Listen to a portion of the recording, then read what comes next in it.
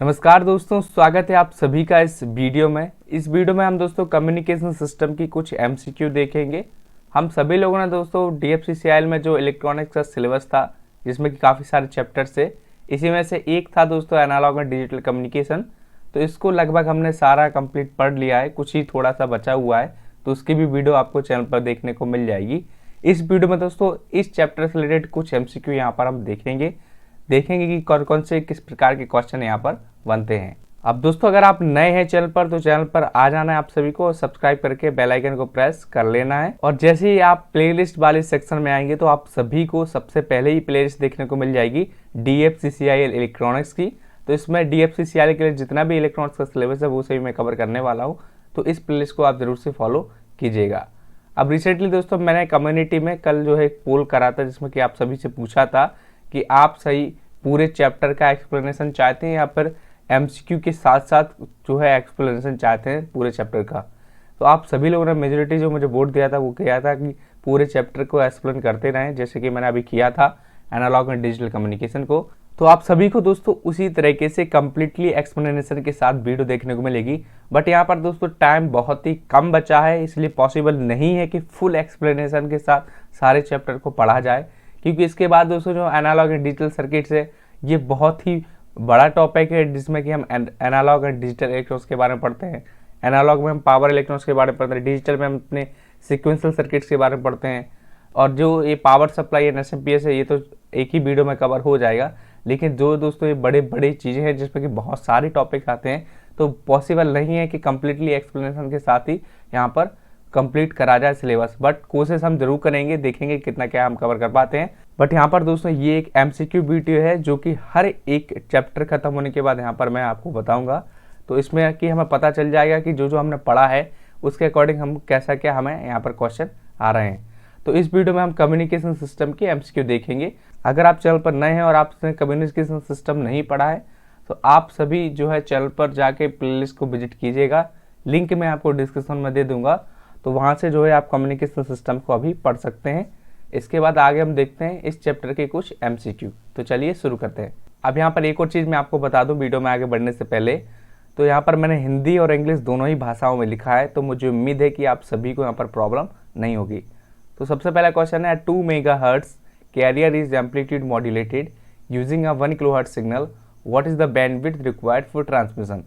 तो यहाँ पर बोला गया है जो हमारा मैसेज सिग्नल है यानी मॉड्यूलेटिंग सिग्नल है उसकी फ्रिक्वेंसी है 1 किलोहर्ट्ज, और जो कैरियर सिग्नल है उसकी फ्रिक्वेंसी है 2 मेगाहर्ट्ज, जो कि एम्पलीट्यूड मॉड्यूलेशन किया गया है।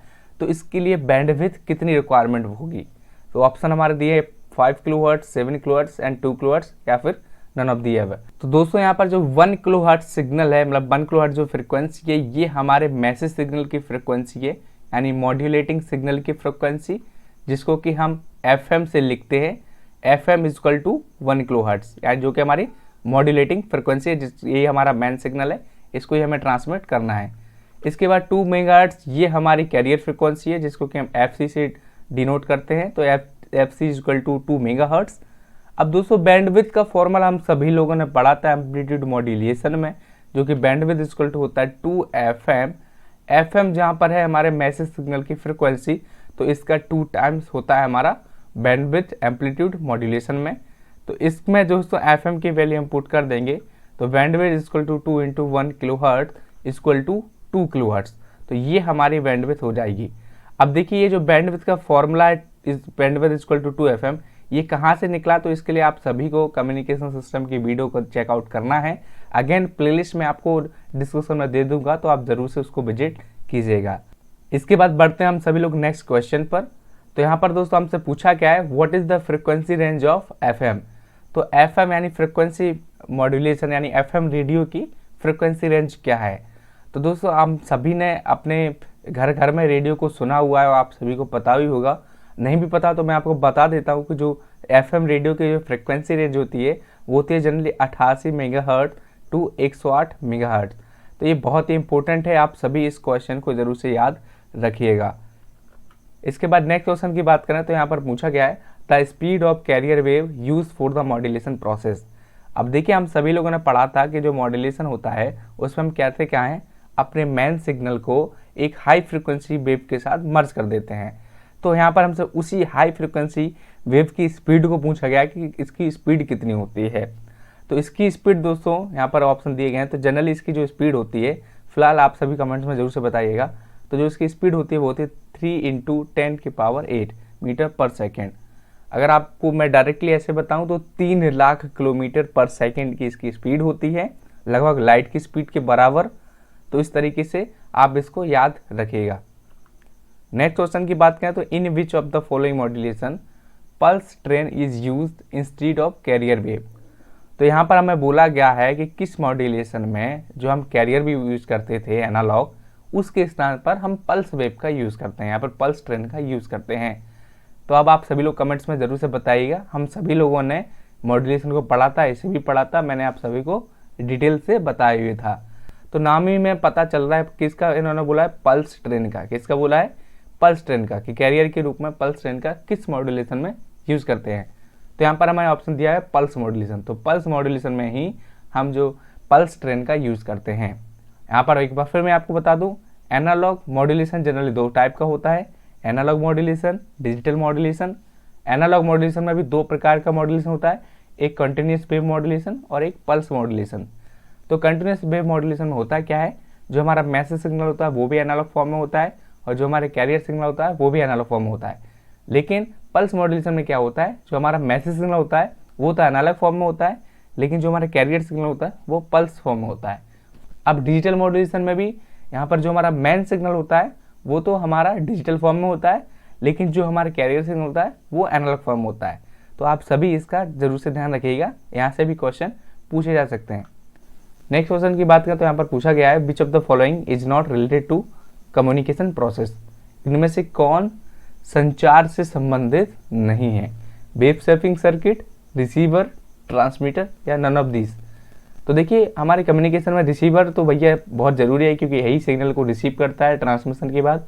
ट्रांसमिशन भी बहुत ज़रूरी है, क्योंकि यही जो है सिग्नल को ट्रांसमिट करता है, तभी वो रिसीवर तक पहुंचेगा।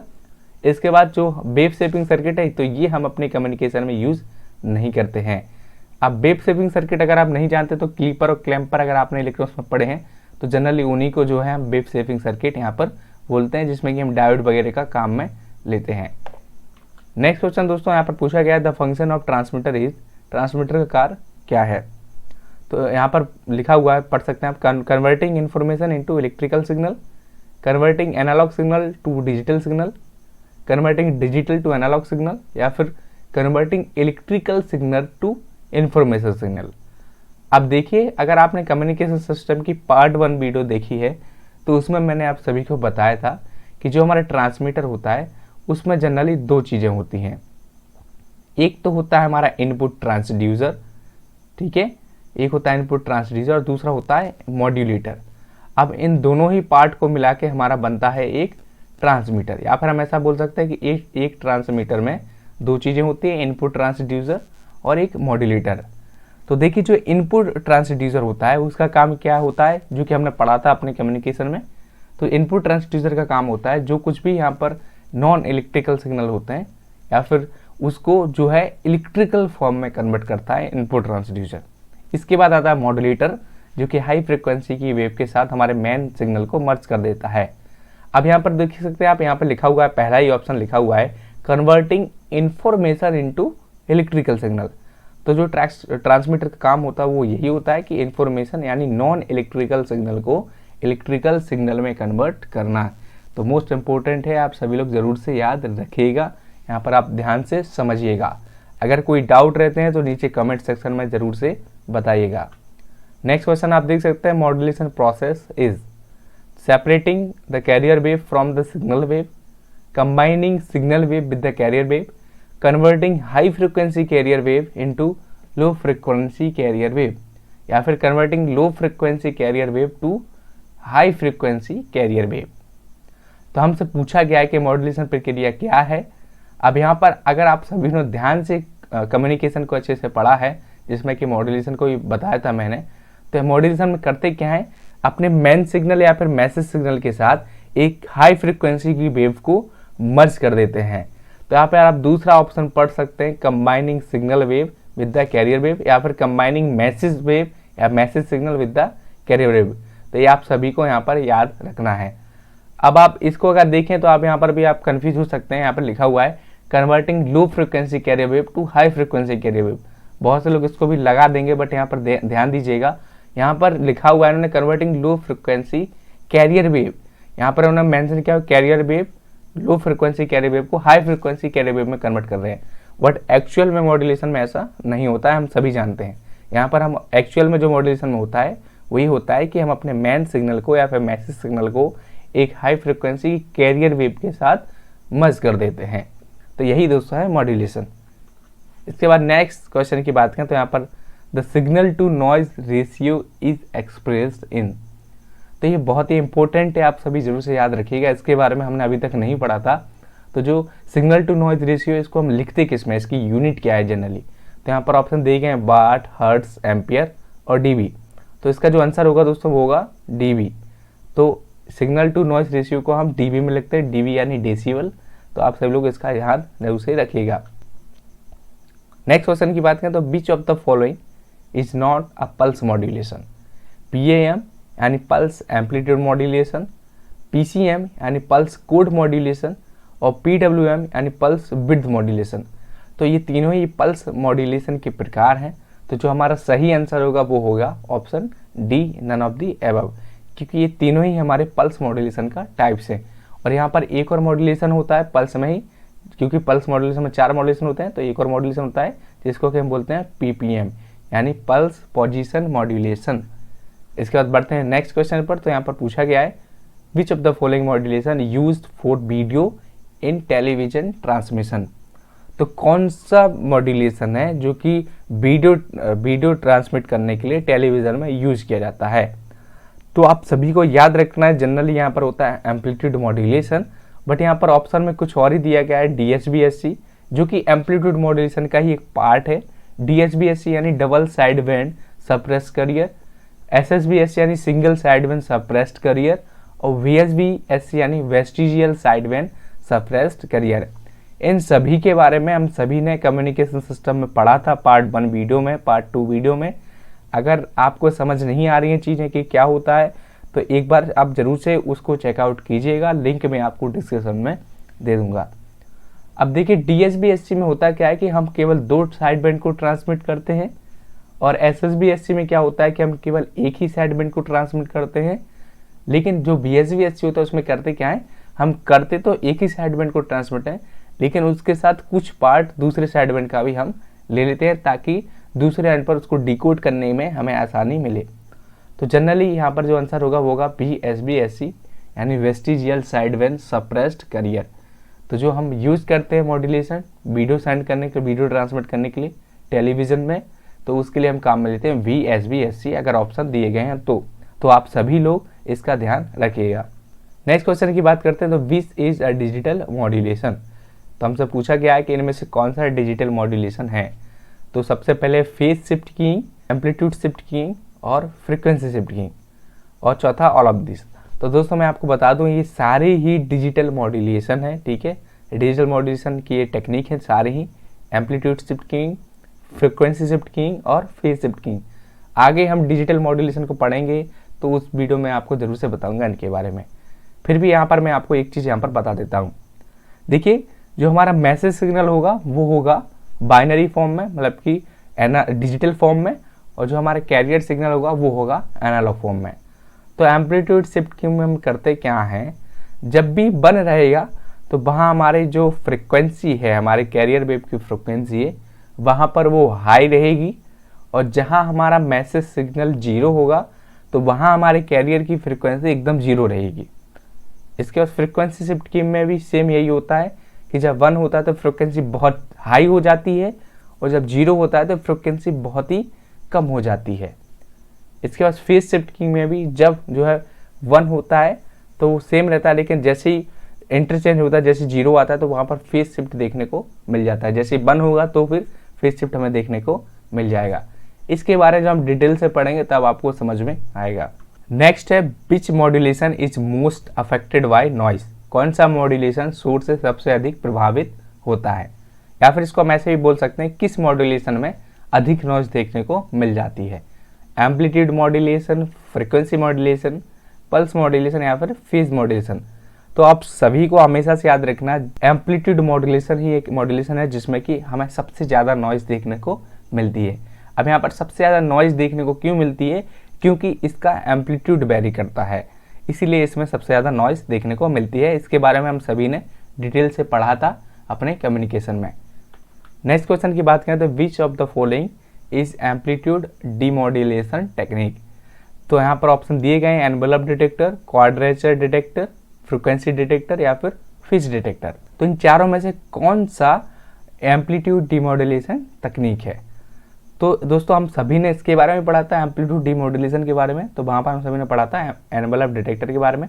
तो एनवेलप डिटेक्टर ये एक एम्पलीट्यूड डीमॉड्यूलेशन टेक्निक है।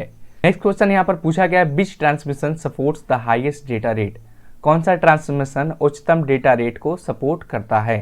Coaxial cable, twisted pair cable या फिर ऑप्टिकल फाइबर केबल। तो यहाँ पर एक एक करके हम सभी की डेटा रेट को देख लेते हैं। तो सबसे पहले जो कोएक्सियल केबल होती है उसकी जो मैक्सिमम डेटा रेट होती है वो होती है 10 to 100 Mbps। इसके बाद जो ट्विस्टेड पेयर होती है उसकी होती है 1 Gbps। अब यहाँ पर आप सभी लोग चीज़ ध्यान रखिएगा, छोटा बी है यहाँ पर, छोटा बी यानी बिट्स, यानी 1 Gbps। अब देखिए बिट्स मतलब या तो 0 है या फिर 1 है, मतलब कि एक ही बिट है। तो स्मॉल बी जो है बिट्स को रिप्रेजेंट करता है। अगर बड़ा बी होता है Gbps, बड़ा होता बी, तो बी का मतलब होता है बाइट्स। कैपिटल बी का जो मतलब होता है वो होता है बाइट्स, मतलब कि 8 बिट्स का एक पेयर, उसको हम बाइट्स बोलते हैं।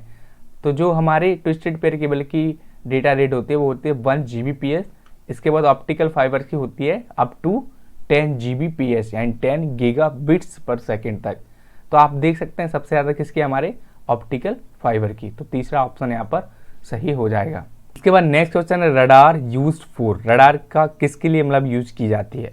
To determine the height of submarine, to determine the height of planes, to determine the height of car या फिर नन ऑफ दिस। तो हम सभी को पता है दोस्तों, रडार जो हम यूज़ करते हैं वो किसी भी प्लेन की जो है ऊंचाई को या फिर उसकी हाइट को डिटरमाइन करने के लिए, उसकी हाइट को पता लगाने के लिए करते हैं विथ रिस्पेक्ट टू ग्राउंड, मतलब ग्राउंड के रिस्पेक्ट में। तो आप सब लोग इसको ध्यान रखिएगा। रडार का जो यूज़ करते हैं वो हम किसी भी एरोप्लेन, जनरली इसका हम एयरपोर्ट वगैरह पे यूज़ करते हैं, डिफेंस में भी यूज़ करते हैं, हमारे जो मिलिट्री वगैरह होते हैं वो भी यूज़ करते हैं किसी मिसाइल का पता लगाने के लिए। तो रडार का जनरली हम यूज़ करते हैं किसी भी चीज़ का या फिर किसी भी एयरक्राफ्ट का हाइट पता करने के लिए विथ रिस्पेक्ट टू ग्राउंड। आप सभी लोग इसको जरूर से याद रखिएगा। किस मॉड्यूलेशन में सबसे कम बैंडविड्थ होती है? SSBSC, VSBSC, DSBSC या फिर एम्पलीट्यूड मॉड्यूलेशन। अब देखिए अभी हमने आपको बताया कि DSBSC में दोनों ही साइड बैंड को ट्रांसमिट करते हैं, SSBSC में केवल एक साइड बैंड को ट्रांसमिट करते हैं, VSBSC में हम एक साइड बैंड को ट्रांसमिट करते हैं, साथ दूसरे बैंड के कुछ भाग को भी ट्रांसमिट करते हैं।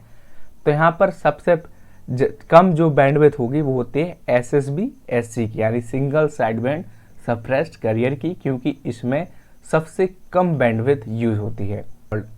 किसी वाहक तरंग पर सूचना थोपने की प्रक्रिया कहलाती है, मतलब कि सूचना को मर्ज करने की प्रक्रिया कहलाती है, मॉड्यूलेशन कहलाती है, डीमॉड्यूलेशन कहलाती है, ट्रांसमिशन कहलाती है या ऑल ऑफ दिस। तो इसका जो आंसर होगा वो होगा मॉड्यूलेशन, क्योंकि हम सभी जानते हैं कि मॉड्यूलेशन में हम अपने मैसेज सिग्नल को एक carrier wave, high frequency carrier के वेव इम्पोज कर देते हैं। तो यहाँ पर वही हमसे बोला गया है, the process of imposing information on to a carrier wave is called modulation. Next question हमसे पूछा गया दोस्तों, how many side bands are there in amplitude modulation. तो हम सभी ने एम्पलीट्यूड मॉड्यूलेशन को डिटेल से पढ़ा था, तो हम सभी जानते हैं कि इसका आंसर होगा 2। एम्पलीट्यूड मॉड्यूलेशन में 2 साइड बैंड होते हैं, एक लोअर साइड बैंड होता है जिसको हम LS भी बोलते हैं, एक अपर साइड बैंड होता है जिसको कि हम US भी बोलते हैं। इस वीडियो में दोस्तों इतना ही, यही MCQ थे। हमें देखना था कि जो हमने पढ़ा है वो हमें आता है नहीं आता है, इसीलिए मैंने आपको MCQ बताए। नेक्स्ट दोस्तों आपको नेक्स्ट चैप्टर जो भी रहेगा उस पर आपको डिटेल एक्सप्लेनेशन के साथ वीडियो देखने को मिल जाएगी। तो अगर आपने अभी तक इस वीडियो को लाइक नहीं किया है तो जल्दी से लाइक कर दो, और अगर आप भी नए हैं, तैयारी कर रहे हैं DFCCIL के लिए, junior executive signal and telecommunication post के लिए, तो यहाँ पर हम पढ़ रहे हैं भैया इलेक्ट्रॉनिक्स। तो इलेक्ट्रॉनिक्स का अगर आपको जानना है तो आप चैनल को सब्सक्राइब करके बेल आइकन को जरूर से प्रेस करिएगा।